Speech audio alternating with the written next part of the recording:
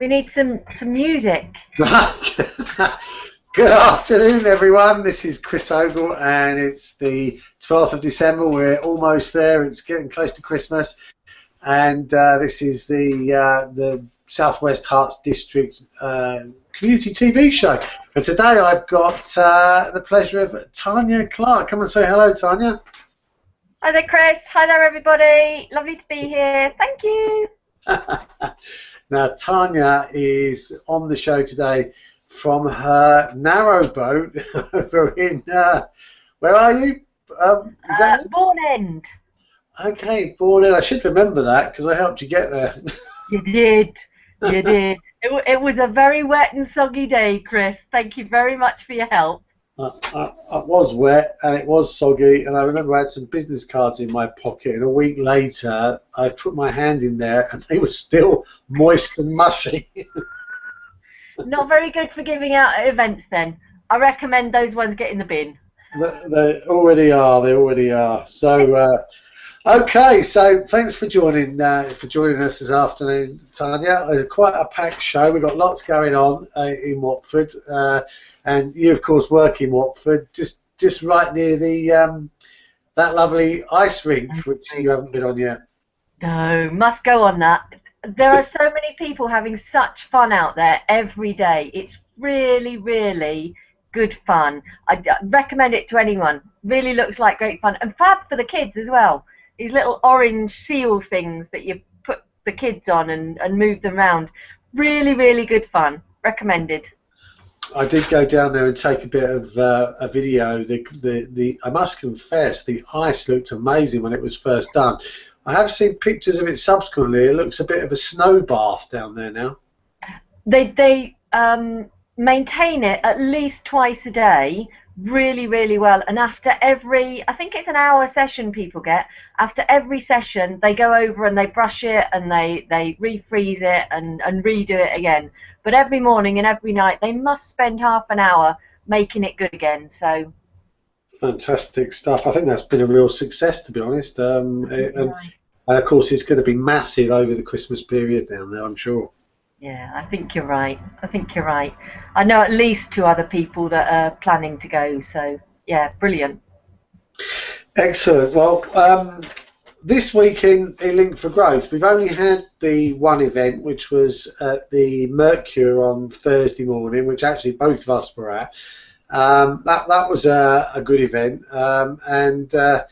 that's the only one we've had this week. But it was good to see, good to catch up with a few people actually, and we had one new guy there who's actually travelled down from Luton, who I'm following up with. But there's John was his name, wasn't it? Yeah, that's it, John. Yeah. So, but there's a lot more going on. Well, there'll be a lot more going on next week, that's for sure, with regards to Link for Growth. But no, so it was a little bit quiet, but not so on the community front, I have to be honest. There's been a load of things going on.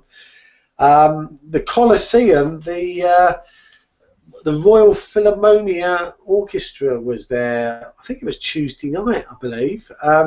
And Catherine Baldwin, who runs the Link for Growth at the Mercure, where we were on Thursday, she went along to that and she said it was absolutely fab night. It was. Her record of it, her post on the Southwest Herts blog was brilliant. Really, really good.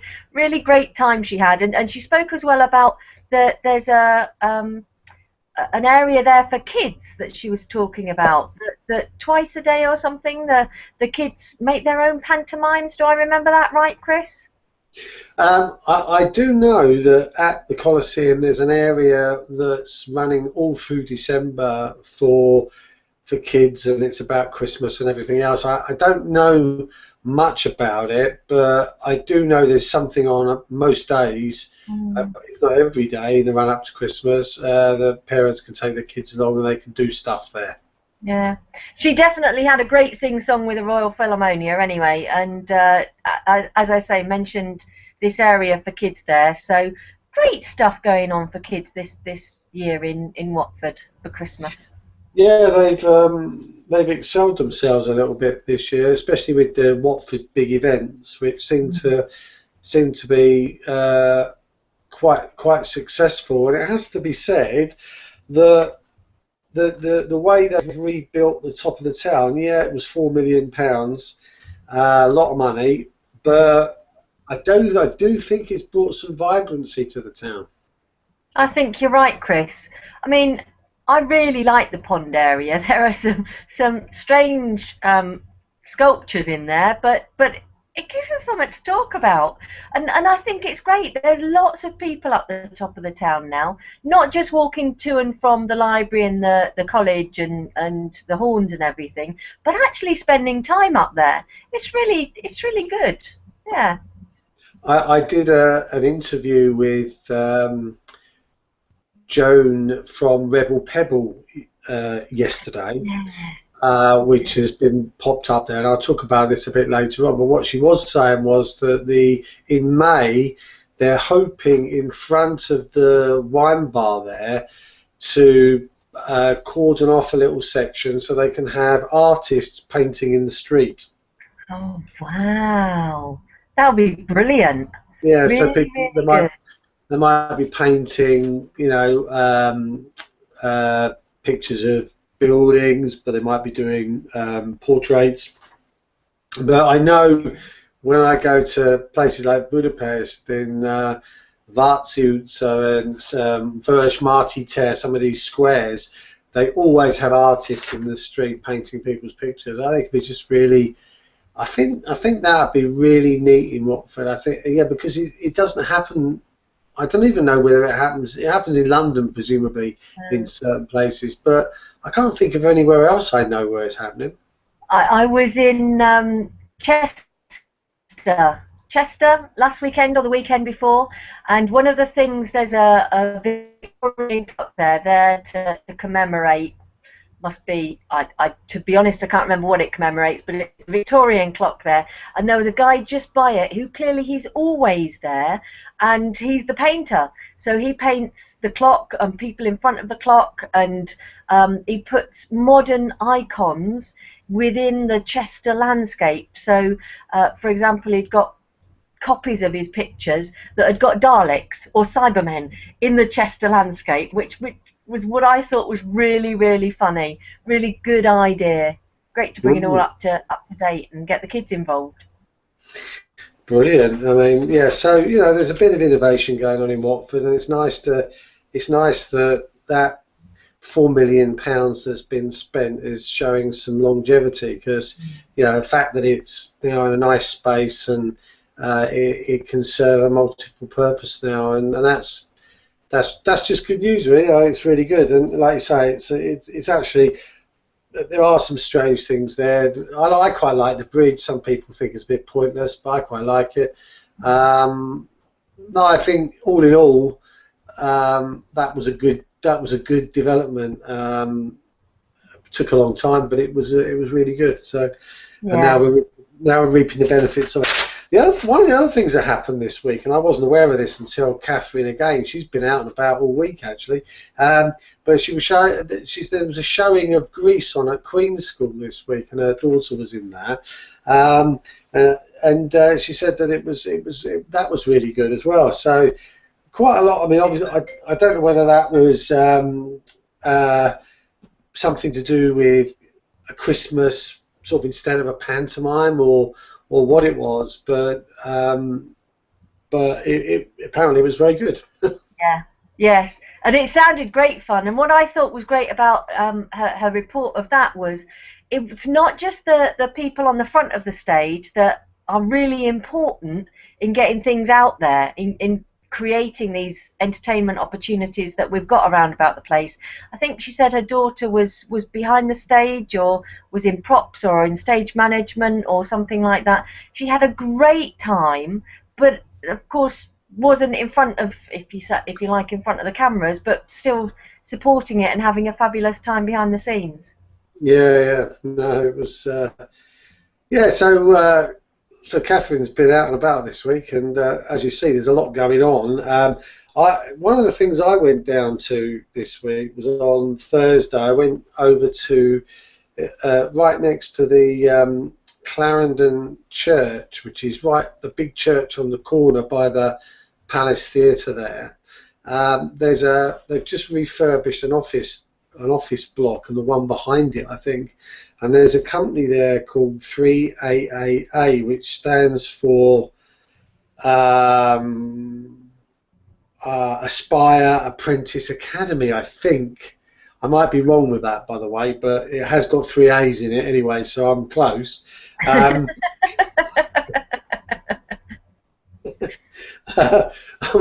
what they do is they take 16 to 21, 22-year-olds, and they so it's almost like a replacement sixth form, but they take them in, and they've got two main facets to what they do. I think one's finance, where they're teaching them the accounting modules, and the other one, the reason why I was down there was because they've also run social media training. And we were talking about young people and much more adept at social media vis-a-vis people my age normally, who are probably far less competent at using the technologies. And the challenge is that the young people know how to operate the programs but don't know how to operate them for business, or to have a strategy for business, because they don't know about business. Whereas the people who have an idea about business have no idea how to use the tools for their business. So you've got this problem, and there is a problem in the middle there, in that they don't actually talk the same language, these people, and there's this real, well, how can we get these two groups of people actually helping each other in a way that works? And I was talking about Link for Growth with them, and basically Link for Growth offers a huge thing, because we have a strategy for using all the social media platforms within Link for Growth, which the students can learn. But not only can they learn that and start to participate in it, they'll meet loads of business people who need it too. Yeah. So we can join them two together, and actually they'll find themselves getting work and stuff. And I've got an idea, if I can get 5 of them together, we could set up a little business for them, where they could be apprentices for that business pretty much, but then they could start to run that business themselves, and actually it could become a social media company in Watford, where these apprentices have actually taken on the responsibility for it themselves. Just an idea, but they're quite keen to talk about stuff like that down there. Cool. That sounds brilliant, Chris, and sort of comes alongside where I was thinking about going with the Thrive thing a couple of months ago, because one of the things that I particularly wanted to do was to provide some sort of possible future employment opportunities in social enterprise type organisations that enabled people to get something on their CV that they could then take elsewhere. Sounds like a similar sort of thing that you're talking about there. Brilliant idea. Great fun. Yeah, I mean, even sponsoring them through, I mean, can you imagine if someone of 16, 17, 18 had got the benefit of the Thrive program at that point? How amazing could their life be from day one? I don't need to imagine, Chris. I've got 3 of them going through it at the moment, each with a parent, and they're doing fantastic. Really, really great. Really? Yeah, yeah. I look like I'm reaching over to my computer here and doing something, and because you I are. am. Yeah, there is a program attempting to do something on my screen, and I don't really want it there, to be honest. So I'm just going to close it, and hopefully it will disappear, and I won't disappear. Right. Yet. No, I'm here, so that's good. So yeah, so I think that's fantastic, and I can see that whole Thrive thing possibly working in conjunction with them. So the lady I was talking to down there, Debbie Kenny, is going to bring 4 of their social media students to the drinks next Thursday. Brilliant. It's going to be great. So, I think I'm there, so I look forward to meeting her. Yeah, absolutely. So that was going on this week. Then, Mayor Dorothy was there, by the way. Mayor Dorothy was down. I I've never think met her, you know. What's she like? I didn't get to talk to her that morning, and probably just as well, because that evening I put up a post about Watford Market, which had a bit of a nudge about the council and a bit of a nudge about town and country, which I'll come on to a little bit later if we have time. Yeah, Richard Harrington apparently was there the week before, so they're at least getting some representation at senior level within the local, if you like, influential group, as it were. So all credit to them, really. And we've got to get these young people integrated into society. And I think one of the misnomers is that there's going to be massive job creation. I don't actually believe that. I think people are going to find that they're going to be able to follow something they're passionate about and make that into a job, but for themselves. I think there's a lot more of that going to be happening going forward. Yeah, nice that they've got the politicians there, but we need to integrate into their society as well as them integrating into the rest of society. Absolutely right, absolutely right. So something else that happened this week, or it might have been tail end of the week before, but I haven't mentioned it on the show yet, is that Neil Emery, who is of course starting the Reason Cafe up at the top of the parade there, which is not far from where you are, not today, but where you work. Now, you know a bit about Neil. Tell us a little bit about what his ideas for the Reason Cafe are up there. Oh, Neil's a lovely, lovely chap, and the Reason Cafe that he's opening up, it's had a bit of a challenge getting it through with the council and everything, but it's all about science and reasoning and knowledge and chatting and creating community and supporting local people and business and conversations, really. So it's well on in there with the Link for Growth ideas, and I know you and he have had some interesting conversations. Yeah. We have indeed. After one or two drinks. Sorry? After one or two drinks as well. Yeah, robust I think might be the word. But no, Neil's a great guy, and I'm looking forward to having him across the street from me. It'll be brilliant. Yeah, and that'll be another Link for Growth venue, of course. We're going to have some books there in the shop as well, which Neil's very kindly said he will display there for us, and I suspect that'll be a very interesting Link for Growth event when we do get that one up and running, which I'm hoping will be in January sometime. He's talking mid-Jan to open now, isn't he? Yeah, he is. I'm hoping he's going to be open at least by the 18th of January, because that's when we're hoping to have our first event there in the second lot of Thrive group trainings. So yeah, the second lot of trainings, and that's going to be our venue for them. So yeah, really looking forward to working with him on that. Brilliant stuff. I've on the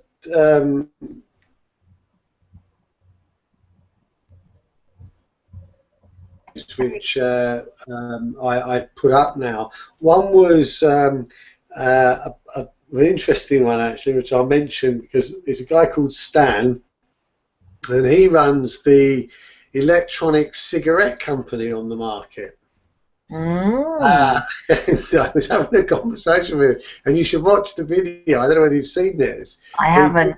But he talks about as you know, people who are addicted to cigarettes. Addicted to? Yeah, of course. which I had to smile at, because I thought, well, when Tania watches this, she's going to have something to say about that. But anyway, so but what he was doing was he was saying that the liquid that goes in these e-cigarettes, they are £8 to buy, and they're the equivalent of 400 cigarettes, which is quite good value if you're into cigarettes. And he was saying that they come in different strengths, so people start on quite heavy ones if they're a heavy smoker, but they can wean themselves down to actually smoking something with zero nicotine in it in the end, and thereby quit. Yeah, So that's what they say. Doesn't actually take that long though. It just takes an hour or hour and a half to change your belief systems about it, and it's blooming simple. So yeah, that's just a different belief pattern. absolutely. So that was the first person that I did. Then I did a lady called Mina who runs a business called Shona Boutique. Now that one is right the way through the market at the end, just before you exit the market on the right hand side. And if you haven't gone through the market and actually got to that point, because this is one of the real bugbears that the people of the market have got, is people walk in, they walk through the corridor bit, they emerge on the other side, which is where it opens up a bit, and then they turn around and go back. It's like it gets cold at that point, and people think, oh well, I've seen it all now, can't be bothered. So they don't actually get round the corner, but they're missing a gem, because Shona Boutique, and Shona is, I don't know where Shona's from, she did say on the video, but I can't remember, but Shona actually in her language means unique. And that's really the theme of her shop, is that everything in it is fairly unique, and you can't buy it in, well, she hasn't found it in any other shop in Watford. So it's worth it. I think I've been there, and they are beautiful things that she's got. As you say, unique things and packaged uniquely, and lovely things, especially for children, if I remember rightly. Yeah, and if you're struggling for some gift for Christmas, you can really snap up a fantastic present in there. I went in there and I was thinking, oh, that could do for this person. I almost didn't get out of there with my life. Because there's so many nice things that I was just putting names to things, you know what I mean, as you do in shops, and that's quite unusual that I find in a shop I can see things and I think, oh, that would be nice for such and such, that would be nice for such and such, but it's what happened in there. So I did a lovely interview with Mina, and then today actually I did yesterday, sorry. God, days all disappeared. Yesterday, I did an interview with the chap that runs Aylesbury Fisheries. Oh, cool. Yeah. He was quite quiet, and I tell you a funny story about that, because normally when I go to that stall, Lisa, normally she keeps calling me Andrew. Now, I don't mind what people call me, to be honest. Darling. But yeah, Chris is my preference, being as it's my name, but you can use Andrew and whatever. But anyway, so I started the interview and I said, right, I'm here today on, I think it's unit number, I think it might be 37, but something like that, with Paul from Aylesbury Fisheries. Your name is Paul, isn't it? He said, no, it's Joe.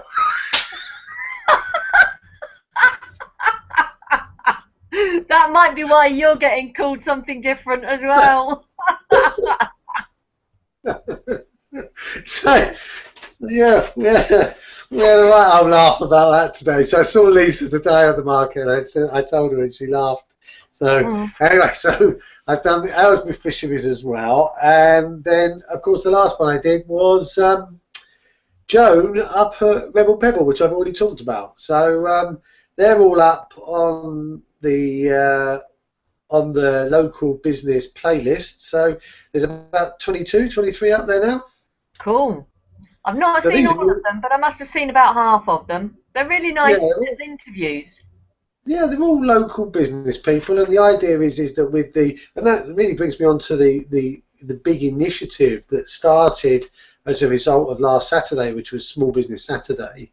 And in conjunction with that, which is the first Saturday of December annually, and this was the second one this year, is that we've launched L4G Buy Local Watford. Now that's a hashtag we're using, so we're going to be using that on social media. And the idea behind that is that we start to get all the local independent traders of Watford to kind of join in and participate and start to become part of this collective which builds up this energy and this movement and this trend of getting people in Watford to start considering buying from local people.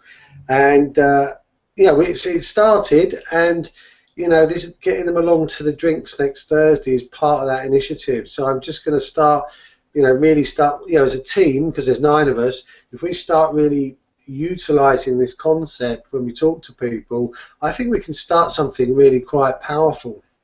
Yeah, I think you're right, Chris. So what are you recommending that people do to join in? Well, what they've got, we've got some cards printed up. I don't know whether you've seen those, but if you go to the Southwest Herts District website, you'll see a post there with, or 2 posts with examples of those cards. And basically it says, if you're running a small local charity, one of your big problems is that not enough people know who you are and the good work you're doing. So part of what Link for Growth is about, and not really L4G buy local, but the whole concept of thinking about local is about getting those people the extra visibility they need as a charity. The sort of thing we've been doing with the Watford Women's Centre, the Michael Green Foundation, and now I'm starting to do with people like the Watford Workshop, possibly with Ascend, and some of these others that are sort of now coming out and meeting us. The second thing is that if you're running a small business, where on earth do you go to publicise what you're doing? I mean, if you think about it for a second, how do you go and get your information out there into the Watford space? The only real way of doing it is through the Watford Observer, but for a couple of £100, and you know the circulation's going down, you know not that many people are seeing it. It's almost like it's money poorly spent. So, but where else can you do it? Well, as a local business person, I know it's really quite difficult. I mean, I'm a firm favourite of the Flea, but it's about time we had a new edition of that. Other than really the signs outside my office, really there's not an awful lot that I'm prepared at the moment to do. It seems really quite expensive or quite difficult to put stuff out there. So give me the answer. So the idea is that we have the L4G Buy Local community as part of the Southwest Herts District website. So if you can picture this for a second, you know, you put a website together, and you know, historically someone did the pages for you and put the content on, and you know, and you built that up over time, and you got people sent to it. That was like the first incarnation of a website. Then the second was you did things like WordPress or a blogging platform where it wasn't that difficult for you to add the content yourself and for you to manage your own website, so that you didn't have to keep paying other people to do the job. And then what we've got to now with the district website, and this is really exciting, Tania, is what we can do now is just going to, oh, it seems to all be happening on this machine here. Look, it wants to restart. I don't want it to restart just now. Thank you very much. So what we've got now is we've got a situation where we've created this district website, which if you think about it, it's not just Watford, it's Rickmansworth, Croxley, and all these other places that are part of Southwest Herts. But it's not a fixed website. It's a website that allows us to have interaction in lots of different ways. So it's one website, but on it, this TV show goes on it, so people can watch the show from that website. They can also read about features, editorials, articles, which are longer posts, like the one I did yesterday on the Watford market, so people can get a longer story about a particular subject or a person or an initiative that's happening in the town. Then they've got links to all the different villages and towns around here. So there's links to Watford, Rickmansworth, Croxley, Oxley, Bushy, Garston, and all these other places. They just click on them and they can go into those communities, which consist of people who live in those places, and they can post stuff that's happening around them, and other people can post stuff and they can comment on that.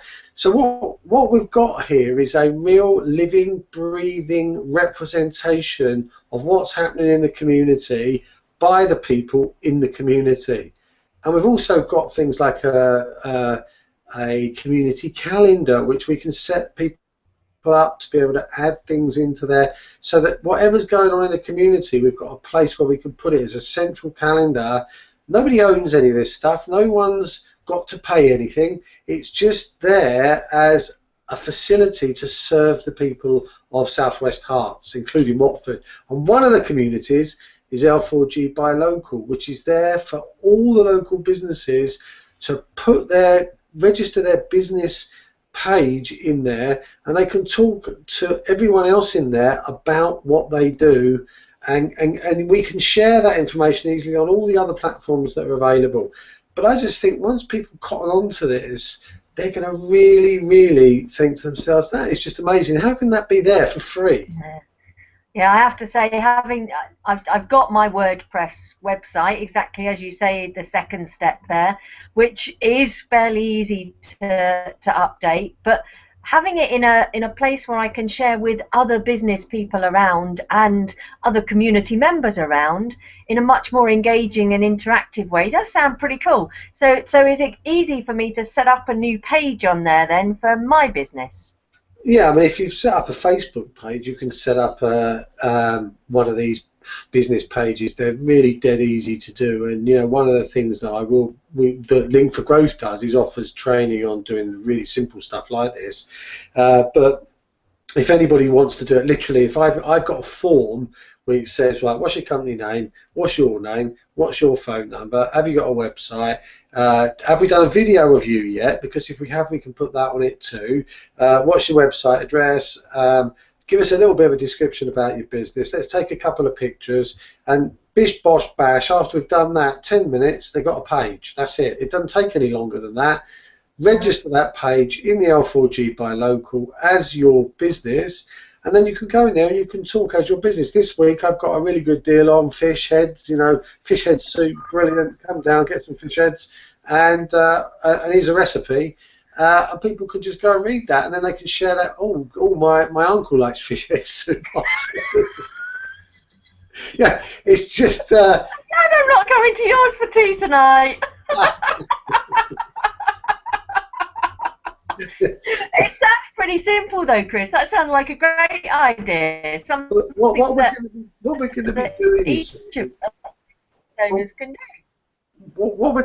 is we're going to be taking, like, I'm going to be taking some of these apprentices from this 3 AAA, and I'm going to be showing them how to do stuff like this, which is really useful for these market traders. They don't know how to do this stuff. I've been talking to Joe on Aylesbury. He said he hasn't got a computer. He doesn't want one. Why does he want one? He goes and buys fish from Billingsgate Market, and he comes back and he sells fish.